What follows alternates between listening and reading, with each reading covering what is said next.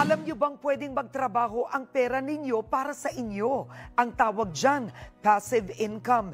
Ito yung pumapasok sa iyo na kita nang hindi mo kailangang magtrabaho sa araw-araw. Ayon sa financial expert na si Chinky Tan, may iba't ibang uri ng passive income. May tinatawag na traditional passive income, gaya ng popular na MP2 savings ng Pag-ibig, kung saan gamit lang ang 500 piso mo. Maari itong madagdagan sa pamamagitan ng dibidendo kada taon. Meron din namang mutual funds.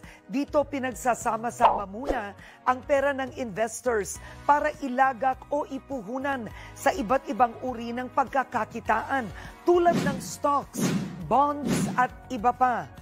May isang professional na manager na siyang hahawak sa ininvest mong pera. Ang taong ito ang responsable kung saan at anong mga investment ang bibilhin niya o ibebenta. Kumbaga, siya ang bahala sa paglaki ng pera mo at pagyaman mo.